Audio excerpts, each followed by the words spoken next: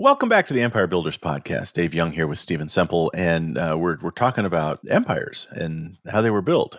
Get it? That's the name of the pod. That's what we do here. And I've never put that together before. Oh, well, see, aren't you glad I'm here? I'm so glad.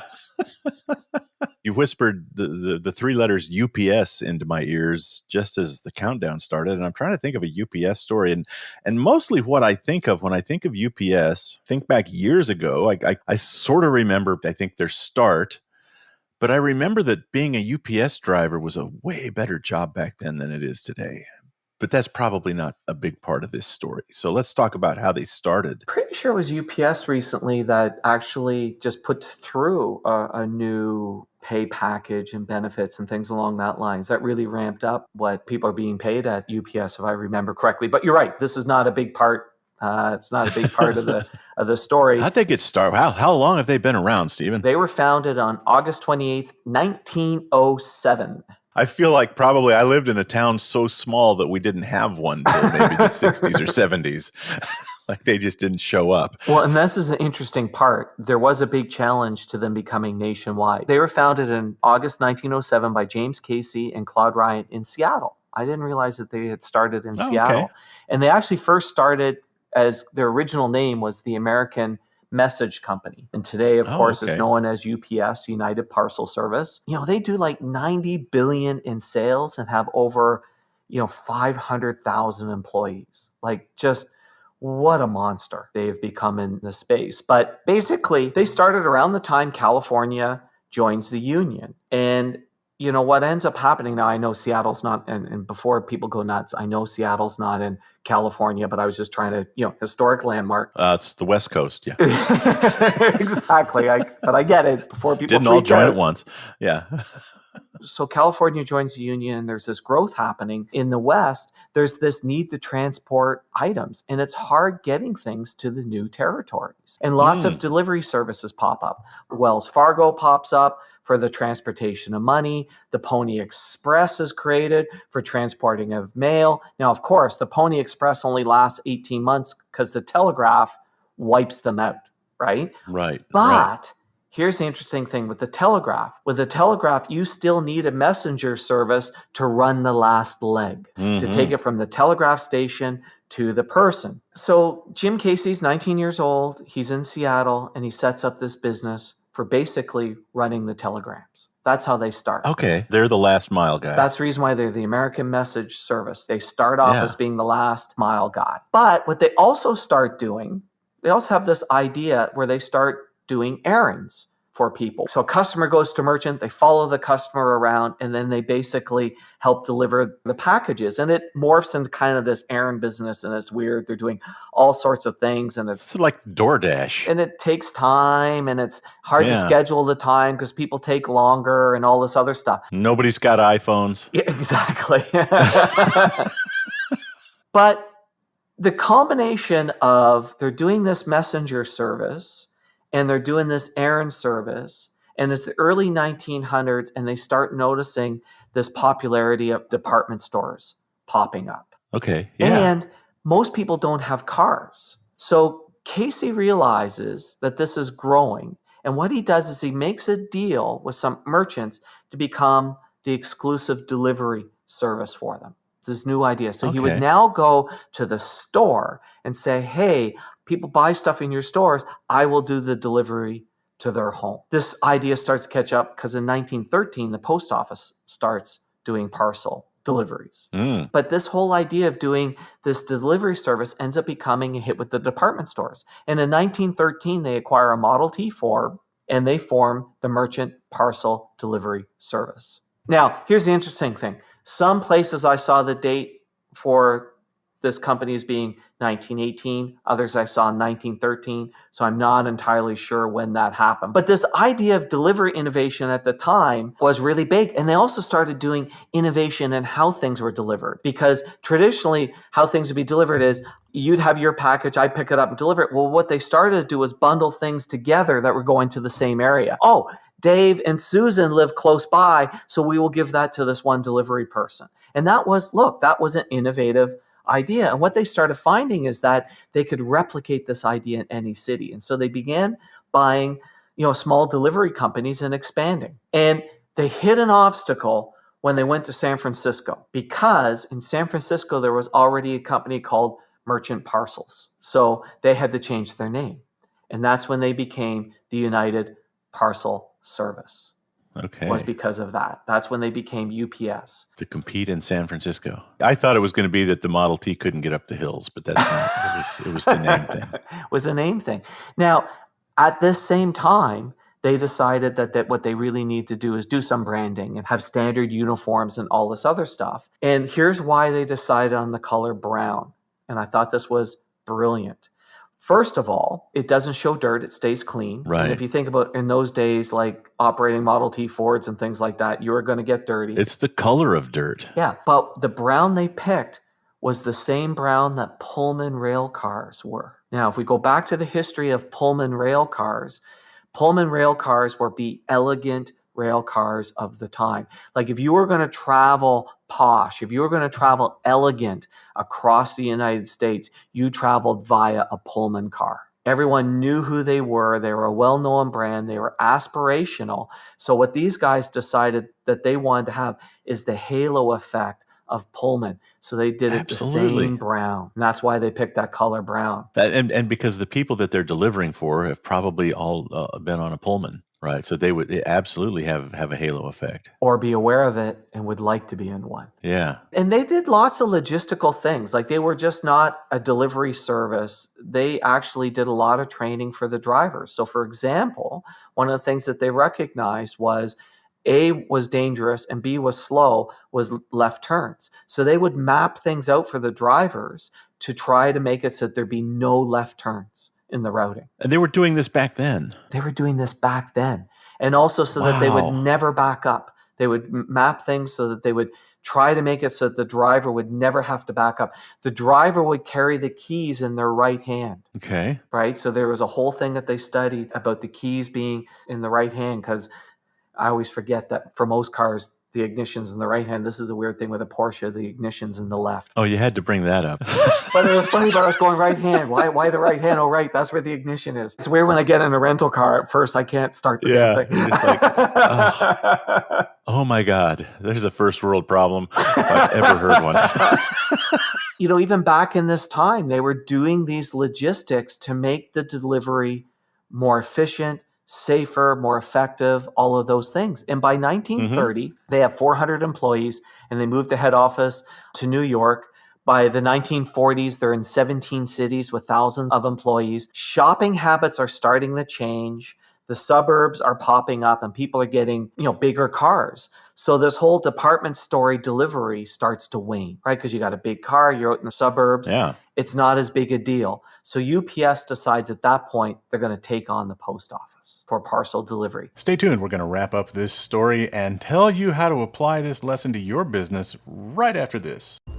Hey Rick, do you ever feel like... Yeah, I do. Spinning my wheels, getting no traction. I was going to say like we're part of a computer simulation. Like the Matrix. Oh, I guess. Your business still isn't growing, huh? Nope. Working harder, spending more, going down rabbit holes, but not growing. Exactly. Going through the motions, like Neo at the beginning. Well, you could talk to the host. The guy on this podcast? Sounds like he's figured out all the secrets for growth. I mean, these stories are interesting. It doesn't cost anything to talk to him. That's true. Maybe I should get plugged in. Come on, do it. I want to hear what your ads sound like when they play at the beginning of this podcast. When you say stuff like that, it does sound like we're in the Matrix. Watch this. Take the blue pill, Dave. Let's pick up our story where we left off, and trust me, you haven't missed a thing. Okay, now roll your sleeves right. up. And it really is roll your sleeves up, because at this time, each state and sometimes even each city has their own regulations on parcel delivery. So they went to battle with the regulators. Literally, there was tons of licenses needed, lots of court battles. They fought this state by state, city by city. And it wasn't until 1975 that they were able to deliver to every address in the United States. That's probably about the time they showed up to my house when I was a kid. Yeah. Yeah. So like literally, they started basically in the 1940s, this battle, and it took them 30 to 40 years to finally get to the stage where they could deliver to every address in the United States. Yeah. Our postal service. We love them and we hate them. Yeah. I remember them fighting email. Right. I forgot about that. They wanted to charge you for every email that came through. I forgot about that battle. So a couple of things I found really interesting about UPS is that they were doing this, message delivery service and this parcel delivery service. And to me, it's one of those, look, we're in a world of change right now. They were in a world of change then. And he was open to noticing things. They were both open to this whole idea where they started going, hey, wait a minute, there's these department stores springing up and people don't have an easy way to get this stuff home. Maybe what we should do is offer that service to the department store rather than the department store having to set it up themselves. So that's, again, one of those observational changes in terms of what the world is going on around them that they were able to fit a business into. The second part is they also noticed when the business started to shift against them that they had to do something different. Like too often, I think what sinks companies is they become too dedicated, to the idea and not recognizing, this idea's time has come and gone because of this change to the suburbs and bigger cars and things along that lines. So keeping their eye open to that and also constantly working to make delivery more efficient. But my favorite is how they ended up with Brown. This whole idea of we want to get the halo effect from the Pullman car, I thought was absolutely, a stroke of brilliance. You think about in that day, if the Pullman car is the thing you know about, it's the most elegant thing, and then you see this person pull up and they're walking up to your home with parcels and they're dressed in that same brown uniform. There's got to be this moment of excitement and positive attachment to that. Either that or the guy's lost. He's nowhere near the train station. He took a left-hand turn. Should not have taken that left-hand turn in Bugs Bunny needed to learn something from UPS, right? Because he was always taking that wrong turn in Albuquerque. I bet it was a left. Took a wrong turn in Albuquerque. So I think in their DNA as a company, right, they were started to remove some friction from just getting word. Right? Remove some friction from you getting a telegram that your uncle sent you from New York City to Seattle. Yes. And it could sit in the telegram office till somebody decided to take it round. Right. Right. Or a package sits at the department store till you can arrange for somebody to go pick it up. So they're trying to remove the friction of just getting these things delivered, whether it's a message or a parcel. And the fact that they're always focused on removing friction and they're hiring nimble drivers and training them to be quick and hold the keys in their right hand, they're going to be always looking for innovation, right? They're going to be always looking to make that last mile the quickest mile. I think that's really cool. It is. That's why they didn't do left turns. I mean, they're dangerous, but you know what else it is? It takes a long time sometimes to make a left turn, right? You're sitting in the middle of the street for a couple of minutes. Right. And you think about that routing, like back in that day, that was pulling out a paper map and drawing it and looking at the deliveries and drawing it out so that it would be right hand, no backing up, do. Here's how you do it. And boy, that was time consuming, but as you said, led to massive efficiency. I mean, time consuming to figure it out the first few times. But once you kind of have a route, yes, you got a route. You probably know. And I know because I had a couple of friends back in my hometown that were UPS drivers, and the truck is sorted that way, right? It's loaded that way. Everything in it is in the order that it's going to be delivered. There's a reason that UPS became a logistics company. Yes, and that does not surprise me, because for a company to sit there and say, hey, we've studied that holding the key in your right hand becomes just that slightly faster. But look, you're in and out of that vehicle 50 times. That 50 times adds up. It's kind of like I had a really cool opportunity back a few years ago to participate in an event with a customer where they did a team building event at a school that trains pit crew drivers. And when you look at the pit crews, that's how they break everything down to 1/8 of a second motions. Look, in a NASCAR race, 1/8 of a second is like 3 car lengths. From a UPS standpoint, look, each one of those small things adds up. Yeah, when you've got a nationwide force of delivery guys and you can shave half a second off everybody's day, Well, it adds up to a lot of time. or if it's something that you're repeating 50 times. It's like I was in a delegation training thing one time, and the person shared a really interesting statistic or a really interesting idea. Just, because often what will end up happening, it would take me more time to figure it out than to do the few minutes on it. Take me more time to train the driver about putting the key in the right hand than it would save us. Well, when things are repeated, if you do something 10 minutes every workday, by the end of the year, you've spent 40 hours on that task. You've spent a week on that task. And he'd go, so every daily 10-minute thing is a week. Now, if you're UPS, every time you do something, it's 2 seconds times 50 times your 100,000 delivery people. Jesus, that ends up becoming real cash. Yeah. Yeah, absolutely. What a cool story. So that's how they ended up being brown. All right, there we go. Brown. There's probably another episode in here to talk about what I brought up at the very beginning, which is how that was a great job, and then the gig economy and probably Amazon. Like we should explore that sometime. Yeah, that would be interesting to take a look at the changes that are happening in some of these spaces because of that. It would actually be, that would be interesting. You do the research and I'll join right in. As usual. Our time is up, and Stephen, you've got homework to do. So yeah. Thanks, David. Yeah, sure.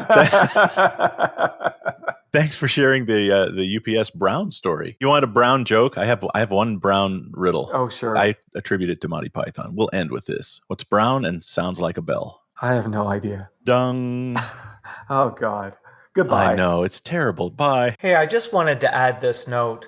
Shortly after Dave and I recorded this episode on UPS announced that they came to an agreement with the drivers. And as Dave said, UPS has had a history of paying drivers really well, and it looks like this is going to be carrying on because the UPS CEO says drivers will average $170,000 in pay and benefits at the end of a 5-year deal. So it looks like UPS is going to be keeping that history going. Good for them. Thanks for listening to the podcast. Please share us, subscribe on your favorite podcast app, and leave us a big, fat, juicy 5-star rating and review. And if you have any questions about this or any other podcast episode, email to questions@theempirebuilderspodcast.com.